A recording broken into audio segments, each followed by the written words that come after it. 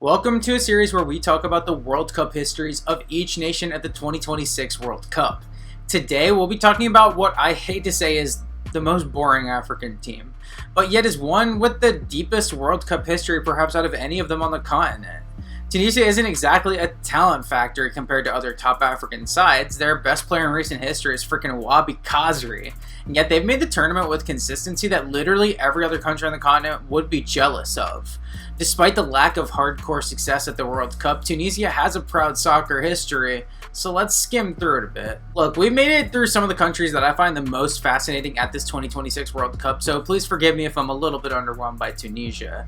I'm a sucker for the history of Carthage. I have nothing against Tunisia, but I don't know, let's just go through it. I'm allowed to have teams that do nothing for me, but the Carthage Eagles have nothing but my respect for the rest of this video. These are the same people that climbed mountains on elephant and went toe-to-toe with the Romans for 3 wars in a row, so don't underestimate Tunisia. Our history here begins at Chile 1962. Tunisia would become independent in the mid-50s and join FIFA in time for the 1962 World Cup, and they would be one of 4 teams that competed for Africa's one spot at not even the World Cup, just the Intercontinental Playoffs. They would start this journey with a 2-game playoff against fellow North Africans Morocco. Game 1 was a Moroccan 2-1 win in Casablanca. Game 2 was a Tunisian 2-1 win in Tunis. And so this necessitated a Game 3 in neutral territory. The successors to the Carthaginians are involved, so fuck it, let's play in Sicily. Look, Hannibal, he made it, again. This third game finished 1-1, and this is before the penalty shootout was invented. So, we're doing a coin toss. Seriously.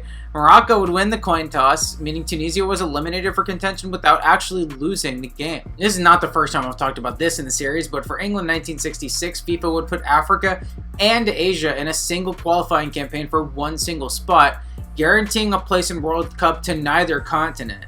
Every single African nation would withdraw from the event in solidarity, Tunisia included, and the good news from this point moving forward is that every single World Cup would have at least one African nation. Qualification for Mexico 1970 would be a series of playoffs leading into a final 3-team group, and Tunisia would start their campaign against their neighbors Algeria. They would go into Algiers and win with 2 late goals from a dude named Ezzedine Chakroun, and that combined with a 0-0 back home in Tunis meant the Carthage Eagles were moving on to the next round.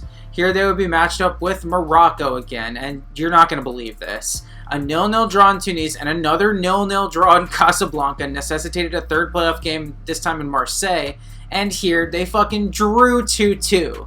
That means we're going to decide this via a coin toss again, and guess what? Morocco wins the fucking coin toss, Tunisia is eliminated from contention without actually losing anything, again. West Germany 1974 qualifying saw Tunisia matched up against another North African rival in the first round. This time we're seeing Egypt. The Pharaohs won 2-1 in the first leg in Cairo, but when the tie swung back to Tunis, the Carthage Eagles scored 2 and conceded 0 to take the playoff and move on. The next round saw them matched up against Côte d'Ivoire, finally a team from somewhere else in Africa.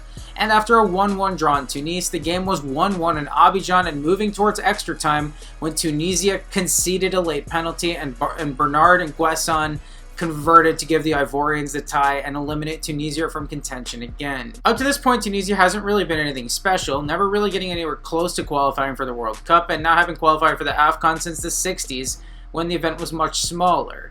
It would be easy to dismiss Tunisia as a small North African minnow, but Argentina 1978 qualifying is where that all changed. They would be matched up against Morocco in the first round, and shocking nobody, both games ended in a 1-1 tie, necessitating extra time. After no winner was found, it looked like we were heading to a third coin toss to decide Morocco versus Tunisia, but by this point the penalty shootout had been invented and Tunisia was the beneficiaries, winning the shootout to eliminate their rivals and move on to the next round of the playoffs. In the second round, Tunisia would play Algeria again, and this time they opened with a critical 2-0 win in Tunis. A draw in Algiers put them through to the third and final round of playoffs where they would play Guinea. Silly Nacional would hold the lead through most of this tie, winning 1-0 in Conakry and going into halftime of the Tunis leg drawn 1-1. Unfortunately for Guinea, 2 goals in the span of 4 minutes put the Carthage Eagles ahead, and they would hold on for the 3-2 playoff win and one of 3 spots in the final group. This would be a double round robin between Tunisia, Egypt, and Nigeria, and the winner of this group was through to the 1978 World Cup. I obviously wasn't around for this, nowhere close, but I'd have to imagine Tunisia was the favorites to finish last in this group. Nigeria had one of the best teams in Africa at this point, and Egypt was definitely more of a known commodity than the unknown Tunisians. In their 2 games against Nigeria, the Carthage Eagles drew 0-0 at home, but got a victory in Lagos thanks to a Nigerian own goal. Thanks to Nigeria and Egypt splitting their games, Tunisia had the advantage going into their 2 games against Egypt, but pissed away that advantage with a 3-2 loss in Cairo. Needing a win at home to secure qualification, holy shit, Tunisia poured in the goals. 2 in the first half, 2 in the second half. Tunisia had a 4-0 lead in this one before letting in a late Egyptian consolation goal. Still, a 4-1 win in a must-win game is great, and it meant that little old Tunisia is going to the World Cup for the very first time in their history. In Argentina, the group draw wouldn't do Tunisia any favors. They were put in a group with the defending champions West Germany, as well as a very good Poland team and a Mexico team used to playing in the World Cup. I wouldn't have blamed anyone for thinking Tunisia was about to finish last in this group. That made it all the sweeter when their first group game kicked off in Rosario against Mexico, and Tunisia dominated. The end product was just not there in the first half, though, and a handball in the box by Amor Jabali gave Mexico a penalty that Arturo Vasquez Ayala would convert. The greatness by Tunisia was not at all reflected by the 1-0 deficit they carried into halftime, but luckily they would continue the onslaught in the second half and were rewarded with an admittedly kinda weak equalizer from Ali Kabi. This was their first World Cup goal ever, and it didn't stop there. Both teams had opportunities after this. Antonio de la Torre really should have given Mexico a late lead, and they were punished when Tunisia pushed forward and found a lead all of a sudden when Najib Ghamid beat the keeper on the counter and made it 2-1. Unbelievably, Ghamid would then assist Mokhtar Douyeb for a very nice 3rd goal to secure not only their first World Cup win ever, but the first World Cup win ever for a single African country. Tunisia would continue to prove they were a problem even against the superior opposition of Poland and West Germany. Their second game against Poland was competitive, and only the great finishing of Gregor Lato could make a difference with a goal just before halftime. Tunisia should have gotten an equalizer here on a great shot from Tamime Lazami, but his shot bar down and just barely didn't result in a goal. The game finished 1-0, a win for Poland and a respectable effort for Tunisia, but one that put them in a poor spot to qualify. The final game against West Germany was also competitive, and this time Tunisia actually nicked the 0-0 draw. It wasn't enough to get them through to the next round, unfortunately, but it meant that Tunisia finished on 3 points in a tough group. Even though the Carthage Eagles weren't continuing their run, it was a good campaign for them. They finished ahead of Mexico, they proved African teams could hang with the best teams out of Europe, and they put Tunisia on the footballing map. They would attempt to go back-to-back on qualification by trying to make it to España in 1982, and that journey would begin and end against Nigeria. This is wild that these two ended up against each other in the first round after being in the final round against each other at the last World Cup, but after a 2-0 win for the Carthage Eagles in Tunis and a 2-0 win for the Super Eagles in Lagos, this tie went to a penalty shootout, and this time it was Nigeria that would win and move on, eliminating Tunisia from World Cup contention. Campaign for Mexico 1986 started with a much easier first-round playoff against Benin, which ended up finishing 6-0. The second round was a rematch against Guinea, and this was much tougher than Benin. Guinea actually won the first leg in Conakry 1-0, but Tunisia found a late second goal at home to win 2-0 and win the playoff 2-1. Now in the third round, Tunisia would get a chance at revenge against Nigeria, and this leg went very similar. Nigeria would win the leg in Lagos 1-0, but 2 early goals from Bassam Jaridi would put Tunisia ahead 2-1 in Tunis, and they would hold out to knock the Super Eagles out the sky and advance Tunisia to the final round. If they could beat Algeria, they were through to the World Cup. Algeria smoked them. Tunisia lost 4-1 at home, and Tunis then lost 3-0 away to lose the playoffs 7-1 to their rivals. That's quite a downer to end this. We're now qualifying for Italian 90, and Tunisia starts this journey off with a familiar opponent, Guinea. The first leg in Tunis might legally qualify as a murder. Tunisia put 5 past Guinea and ended the leg there. A 3-0 win for Guinea and Conakry was impressive, I guess, but it wasn't enough, and it let Tunisia through to the next round, where they'd have to win a group against Morocco, DR Congo, and Zambia. This did not start well, with the team losing 3-1 in Kinshasa and 1-0 in Lusaka to sit in last place halfway through the double round robin. Win against DR Congo at home and a 0-0 draw in Casablanca put Tunisia in second place going into their last group game against first place Zambia. A win and Tunisia's through to the final playoff. This was a good Zambia team, but Tunisia was able to find a 75th minute winner to seal their spot in the final playoff against all odds. Unfortunately, Tunisia would be matched up against Cameroon, who was kind of a team of destiny. Cameroon had a role to fill at the 1990 World Cup, and Tunisia was their final obstacle in getting there. A 2-0 win for Cameroon in Yaoundé and a 1-0 Cameroon win in Tunis meant that it was the indomitable Lions who would be going to Italia 90 to wreak all kinds of havoc, and it meant that Italia 90 wouldn't have one of the most Italia 90 coded national teams, the Tunisians. Our Carthage Eagles would attempt to break their duck at the USA 94 qualifiers, and this would begin in a group with Morocco, Ethiopia, and Benin. Their main competition here was Morocco, and the two would draw both their games. But Morocco cleaned up in their other 4 games, and Tunisia failed to do so, drawing in Addis Ababa. This meant Tunisia needed to win that second game in Casablanca, or really either one. They didn't, and so Morocco was now on to the next group stage and eventually the 1994 World Cup, while Tunisia would extend their tournament draw to 2 decades with this one. The expansion to 32 teams for France 98 was welcome for just about everyone, but Africa in particular benefited, seeing their confederation go from 3 spots up to 5. As we'll see, Tunisia would take advantage of this perhaps more than any other country in Africa. They would begin with a playoff against Rwanda here, and they had no problem dispatching them on 2 legs, winning this tie 5-1.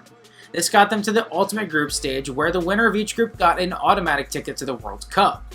For this, they would be drawn with Egypt, Liberia, and Namibia. While Liberia had one of the greatest soccer players ever, the great George Weah, this was really a 2-horse race between Tunisia and Egypt. A late win against Liberia and a 1-0 win at home against Egypt put them on a great course to qualify, and they wouldn't stumble from here. Tunisia had made it to the World Cup for the 2nd time ever, and they did so way easier than people would have expected. In France, Tunisia would be drawn with Romania, England, and Colombia, and this is a pretty tough group that Tunisia was definitely favored to finish last place in. First up was their game against England, and Tunisia would set up on the counter here, trying to frustrate England in the heat and score a goal on the break. It didn't happen, and England would take the lead on a set-piece goal scored by Alan Shearer. Tunisia didn't seriously threaten from here. A late goal by Paul Scholes made it 2-0 the final. This is not an ideal start, obviously. Game 2 was against Colombia, and this was an improved performance for the North Africans. Tunisia actually looked like the better team for stretches of this game, but football is cruel, and their defensive efforts were undone by a late Colombian goal created by Carlos Valderrama and finished by Leider Preciado. It was a 1-0 loss for a Tunisia team lacking the end product to seriously contend at the highest level. Already eliminated from the World Cup and playing against the group leaders Romania in their final game, Tunisia would come out hot. Adel Salimi drew a penalty early, and Skander Suaya beat Bodan Stalea to make it 1-0 Tunisia. A Romanian team full of reserve players that all dyed their hair blonde was now looking at 2nd place in the group, and they had to salvage a tie to take first in the group and avoid Argentina.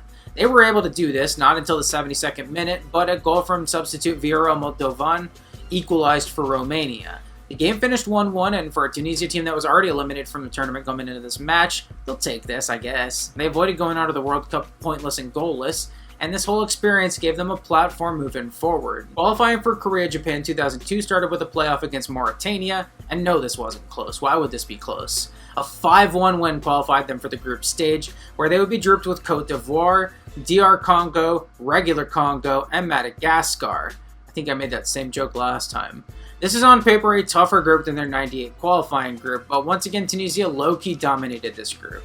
They only gave away points on 2 draws with the Ivorians and cleaned up the rest of their games, something Ivory Coast wasn't able to do. Tunisia would win the group by 5 points and reach the first Asian World Cup. Here Tunisia would get an amazing draw. They couldn't have asked for a better one. They got the host Japan, a team that had never earned a single point in the World Cup, as well as an aging Belgium team and an unproven Russia. If Tunisia was ever going to make the knockouts, it had to be here, right? Game 1 was against Russia, and the first half was quite even. Tunisia is once again playing the counter game. It's not always super exciting, but it's a thing of beauty when the machine is working right. Things took a turn for the worse, though, when Tunisia's keeper, Ali Boumnijel, threw the ball like 15 yards right to Yegar Titov, who was able to beat him with the shot from there. Just a few minutes later, Radi Jaidi conceded a penalty, Valery Karpin converted, and the game was effectively over. Tunisia was digging themselves a hole again. After losing 2-0 to Russia, the Carthage Eagles really needed a result against Belgium. Things did not get off to a good start when the nice team goal for Belgium was ended off by Mark Wilmots, but Tunisia did stay in the game. Hassan Ghabzi nearly hit a bicycle kick after, then on a free kick from over 25 yards out, Raouf Bouzaïen hit a really nice shot to equalize, all before 20 minutes had even been played. Both teams had opportunities in the second half, but this one did finish 1-1. As far as Tunisia's qualification hopes, this wasn't great, but Tunisia had just gotten a point off a European side and kept themselves alive, and we do take that at this point. Their final group game was against the hosts, Japan, and even though they got to the break tied, things fell apart in the second half. Japanese substitute Hiroaki Morishima was able to take advantage of a Tunisian failure to clear, and he beat Boumnijel to give Samurai Blue the lead. Hidetoshi Nakato would make it 2-0 on a header that Boumnijel really should have saved, and that was too big a hole for Tunisia to climb out of despite having a few chances after this. For the second consecutive World Cup, Tunisia was grouped in last place with a single point to their names. We move on now to qualifying for Germany 2006, where we've talked about this before, but the entire continent of Africa lost its damn mind. Tunisia was not exempt from this either. They were drawn into a group with Morocco, Kenya, Guinea, Malawi, and Botswana, and this was a little bit of a struggle. Tunisia lost to their second game, falling 2-1 in Conakry. That's like, what, the fourth loss we've seen them take now in Conakry? And draws in Rabat and Blantyre left Tunisia tied in second place halfway through group play. Their results would pick up from here, though, with 4 wins in a row that put them in first place going into their crucial final game against Morocco. A draw or win would see the Carthage Eagles through, and despite going into halftime down 2-1, Adel Chedley would find an equalizer to eventually end the game 2-2. By a single point, Tunisia had won the group. Qualifying for their third straight World Cup, out of all 5 African teams that punched tickets through to this World Cup, Tunisia was the only one not making their debut, which is absolutely insane. You really got to applaud the consistency from Tunisia. They make it even when nobody else is. In Germany, Tunisia would once again get a pretty good draw. Spain out of pot 1, okay, that's a strong team, but Ukraine is the other team out of Europe, and Saudi Arabia out of Asia. This is once again a group where Tunisia could conceivably advance in second place. We can't keep getting away with this, but Tunisia's got to advance out of this, right? First game was a hugely important Middle East derby between the Carthage Eagles and the Green Falcons, and Tunisia needed to win this game to have a good shot at progressing. They started well, scoring on a rebound goal that was admittedly finished well with a volley from Ziad Jaziri, and Tunisia would take that 1-0 lead into halftime. In the second half, though, the Saudis took over the game, scoring 2 really nice goals to take a 2-1 lead and give themselves a great shot at the group. Still down 2-1 at the death, Tunisia needed to rescue themselves, and they did, with Jaziri putting a perfect ball into the box and Radi Jaidi heading home for the unlikely equalizer. Tunisia had snatched a point, which wasn't ideal for sure, but was so much better than taking the L here. Game 2 for Tunisia was against Spain, and this could not have started better. Jaziri made an amazing play in the box, dribbling around multiple Spanish defenders and then playing the perfect chip ball for Jawar Nari to finish and put Tunisia up 1-0. Spain was one of the favorites of this tournament and had just destroyed Ukraine. Nobody expected this. They actually managed to hold this lead well past halftime, holding out all the way until the 71st minute when Ali Boumnijel couldn't hold on to the shot from Cesc Fabregas, and Raul was there to hit the rebound and equalize for La Roja. Fabregas burned them again just a few more minutes later when he found Fernando Torres on a perfect through ball and run, and Torres beat Boumnijel and the defense for a simple finish in a Spanish lead. Torres would win and convert a penalty to ice Spain's 3-1 win, and this is a bummer for Tunisia, but they did fight hard, they looked competitive, and they still had a chance to qualify for the next round if they were able to beat Ukraine in Berlin. Match 3, a win or die against Ukraine, and after playing 2 entertaining games in a row, this is the boring Tunisia that I know and love. The most significant thing the Carthage Eagles did in the first half was see Ziad Jaziri get red carded on kind of a bullshit call. Not that they were doing much with Jaziri, but Tunisia played defensive from here, and the only thing keeping them from parking the bus was the fact that they still needed a win here. That was made harder in the 70th minute when the referee made another bad call and awarded Andriy Shevchenko a penalty that he did not earn. Shevchenko converted the penalty, Tunisia never found an equalizer, and Ukraine was through to the knockouts. For the 4th time, Tunisia was grouped, this time finishing on 1 point for the 3rd consecutive campaign. At least they finished ahead of the Saudis, so they didn't finish last place this time, but Tunisia was not doing anything to beat the allegations of being, basically just a qualifying merchant. Africa gets to host their first World Cup as a continent, and Tunisia is going to be there as always, I'm sure. Their initial task is to get out of a group against Burkina Faso, Burundi, and the Seychelles, and despite only taking 1 of 6 points against Burkina Faso, Tunisia would finish in 2nd place and be lucky enough to advance as one of the best 2nd place teams. This got them to the final group stage where they were going to have to win a group with Nigeria, Kenya, and Mozambique. In a head-to-head battle against the Super Eagles, Tunisia held the advantage at the start. Wins in their first 2 games and a 0-0 draw at home against Nigeria put the Carthage Eagles at the top of the table thanks to Nigeria being held to a 0-0 draw in Maputo as well. After drawing 2-2 in Abuja in the return leg thanks to a late equalizer from Usama Daragi, Tunisia controlled their own destiny, only needing to win in Maputo and at home against Kenya to win the group and punch their ticket to the World Cup again. They did the first part, beating Kenya 1-0, but a late winner from Dario gave Mozambique a win in the final match day against Tunisia, with Nigeria winning both of their final 2 games. They would rescue themselves, knocking Tunisia out of the World Cup for the first time since 1994. It's okay, there would be another North African team that wears white and occasionally plays matches that are unwatchable, so don't worry, Algeria is representing, they're holding it down. Tunisia would attempt to get right in qualifying for Brazil 2014, and they would begin in a group with Cape Verde, Sierra Leone, and Equatorial Guinea. As the favorites in a pretty weak group, Tunisia would start as you'd expect, winning their first 3 games and coasting towards the win. A draw in Freetown wasn't ideal, but after drawing Malabo against bottom of the table Equatorial Guinea, this was looking dangerous all of a sudden. If Tunisia lost their final game to Cape Verde, it was the Islanders that would be going through and not the North Africans. What's crazy is Tunisia did lose 2-0 at home to a country that had never been to the World Cup. Luckily for Tunisia, Cape Verde was playing a dude that was suspended, breaking the rules, and ultimately Cape Verde had to forfeit these 3 points that they gained from this game. Tunisia literally failed to qualify for the playoffs, then backed in anyway due to negligence. We'd love to see this, but all it earned Tunisia was a playoff against Cameroon. This would have been considered even. Cameroon was not a great team at this point, but after a missed opportunity at home drawing 0-0, Tunisia would get throttled in Yaoundé 4-1. Being knocked out of qualifying for the second straight cycle after a tumultuous campaign. For Russia 2018, Tunisia would begin with a playoff against Mauritania, and the Carthage Eagles would win both legs 2-1 to advance to the group stages no problem. Here they'd be drawn with DR Congo, Guinea, and Libya, and the boys had to feel good about this. A group win is all they needed to make it back to the World Cup, and this is about as good of a draw that you could ask for. Tunisia would win their first 2 matches here, with their pace being matched by a DR Congo team they would play in matches 3 and 4. In these 2 crucial matches, Tunisia would eke out a 2-1 win at home, and then battle for a comeback 2-2 draw in Kinshasa to gain a 3-point group lead on Les Leopards. A 4-1 win in Conakry set up Tunisia to qualify with just a single point at home against Libya, and the mission was set. 1-0 draw in Tunis later, Tunisia had pipped the group by a single point, making it back to the World Cup for the first time in over a decade. Tunisia has gotten some pretty lucky draws over the years, but this was not one of them. Belgium out of pot 1 could have been worse, I guess, but England being the team drawn out of pot 2 made it pretty unlikely they'd be able to break that top 2 that they needed to make the knockouts. At least Panama out of Central America was a debuting nation that they might be able to beat for 3rd place. In their first game against England, this was never going to go any other way. Harry Kane got the lead for England early on a rebound goal, but Tunisia actually found an answer before halftime when Kyle Walker body blocks the fuck out of Fakhreddine Ben Youssef in the box. Ferjani Sassi converted the pen, and Tunisia was level 1-1 not only until halftime, but all the way through the second half as well.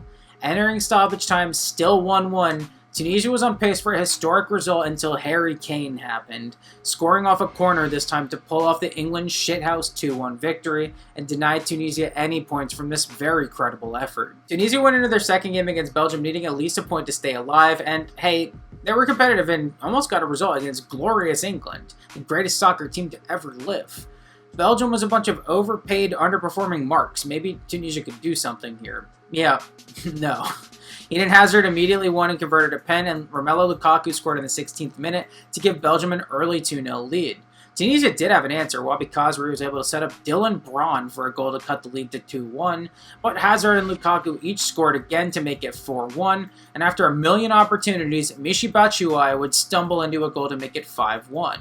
Khazri scored a consolation goal to finish the scoring at 5-2, but what happened to the Tunisia that I know and love? This team's never been great, don't get me wrong, but the most goals they had conceded in a World Cup game up to this point were the 3 they gave up to Spain in 2006, in a game that they led for most of. This was the first time Tunisia had ever really gotten the brakes beat off of them at the World Cup. Tunisia was now eliminated with the 2 losses and went into their last match against an also eliminated Panama team. This was not a great game by any means, but given it was a dead rubber being played for 3rd place in the group and nothing else, this was a little fun. Panama scored and took their first ever World Cup lead on a long shot from Jose Rodriguez, deflected into the goal by Tunisian defender Yassine Maraya, and Los Canaleros held this lead until halftime. The second half was all Tunisia, though. They would score 2 really nice goals to take the lead by the 70th minute. Khazri set up Ben Youssef for the first goal, and Khazri got the second goal himself when he was set up by Usama Haddadi. The defense was able to hold out from here, meaning that despite the elimination, Tunisia was leaving this World Cup with something they hadn't gotten for 40 long years: a World Cup win. They had played 14 games in the World Cup since their opening win against Mexico in '78, and they were finally leaving the World Cup with more than 1 point for the first time since then. We look ahead to Qatar 2022, the first World Cup ever held in the Arab world, and Tunisia is trying to be there for this after missing out on Africa's World Cup. The first group put them against some familiar opponents: Zambia, Mauritania, and Equatorial Guinea. The Carthage Eagles got 3 wins in their first 3 games, but stumbled a bit in their next 2, drawing 0-0 Nouakchott and then losing in Malabo to let Equatorial Guinea tie them at the top of the table. This put Tunisia in a dangerous spot, but with goal difference on their side, they would beat Zambia in their final game to end the drama and win the group, advancing to the final playoff round. In this round, Tunisia would be matched up against the biggest bottlers in Africa, a Mali team desperate to reach the World Cup for the first time ever. Tunisia, the breaker of hearts, would travel to Bamako and win 1-0 in the first leg thanks to a Malian own goal. After coming home and negative soccering their way to a 0-0 result, Tunisia had won the leg with a super convincing 1-0 final score, and were on to the World Cup again. In Qatar, Tunisia would be drawn into a group with the holders France, Denmark out of Europe, and Australia out of Asia. Tunisia entering this group is kind of like when a new girlfriend goes to dinner with her boyfriend's family for the first time. These other 3 teams have gone through some complications after the events of the Group C in the 2018 World Cup. Mom's talking about how she liked Peru better. This is not a funny joke. I don't know what the fuck this was. All that aside, this was an okay draw for Tunisia. It definitely could have been worse. In their first game against Denmark, Tunisia had the home support thanks to the tens of thousands of Tunisians who made the journey to Al Rayyan, and that support helped them get to a really good result. Tunisia had multiple opportunities in the first half and were arguably unlucky to go into the break 0-0. Denmark took the initiative in the second half, but Tunisia's keeper, Aymen Damen, stepped up with a few good saves to keep the Danes off the scoreboard.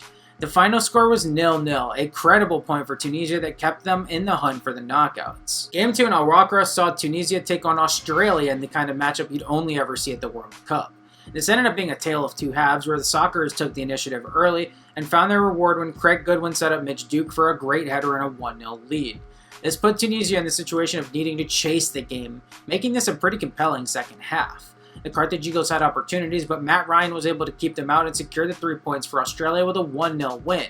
Tunisia was still alive, technically, but this loss hurt their chances big time, and they were relying on not only beating the defending World Cup champions, but also on Denmark doing their dirty work and beating Australia. Tunisia would return to Education City Stadium for their matchup with a France team that rotated out most of their starters, and they would go into halftime 0-0 here despite scoring an early goal that was eventually disallowed. In the second half, Wahbi Khazri, the legend, scored to make it 1-0 Tunisia against the champs. At this point, Tunisia was actually going through, tied with Australia and through on goal difference. This is insane, but it wouldn't last. Not because of anything here, though, unbelievably. Tunisia would actually hold on for the rest of the game, even despite France bringing on the big guns as substitutes. Unfortunately for them, Australia would find a winner against Denmark and take the win there, finishing ahead of Tunisia and taking the second spot in the knockouts. It's hard to fall short of your goal again in such a Sisyphusian way, but if it's possible to take getting grouped as a moral victory, Tunisia did it here. They picked up 4 of 6 points against good European competition, and they only missed out on qualification thanks to a loss to Australia of all teams. This was Tunisia's best World Cup performance yet, finally surpassing their efforts in 1978. That brings us to the current day, North America 2026, where Tunisia now just had to win a group consisting of Equatorial Guinea again, Namibia, Malawi, Liberia, and Sao Tome and Principe. The 48-team World Cup truly was a godsend for African teams. Tunisia won 4 of their first 5 games here, only drawing 0-0 against Namibia in neutral Johannesburg. They sat 2 points ahead of Namibia halfway through, but when Namibia's results dropped off and Tunisia won out from here, it wasn't even close. Tunisia finished at the top of their table, finishing 13 points ahead of the rest of the pack and easily qualifying for their 3rd straight World Cup. If Tunisia had a great group draw when they got to their qualifying group, then they got a terrible group draw when they actually made it to the World Cup. They got the Netherlands out of pot 1, whatever, but then Japan in pot 2, and a rematch of their game at the Group of Life in 2002, one that Japan won. And then Sweden out of pot 4 being probably the most talented team out of that pot. Unfortunately for Tunisia, they are the odds-on favorite to finish 4th place in this group, and they seemingly have no shot at advancing. This is going to be tough for them. Thank you all for watching an odd video. This is such a weird endpoint. But this was number 23 out of 48. We're basically halfway through. And I don't know, this is just such a weird video. I don't know. Tunisia basically did nothing at the World Cup, but they were in so many of them. I basically just had to highlight a bunch of moral victories. At the same time, though, their consistency in actually making it to the World Cup, especially out of Africa, where competition is abundant and spots have been sparse up until basically this World Cup. Doing this all with a bunch of workman-like teams non-stop without any Ballon d'Or candidates or anyone on like the second or third tier in the soccer world. Pretty impressive, I gotta say. It just makes for kind of a boring video that was longer than it probably needed to be.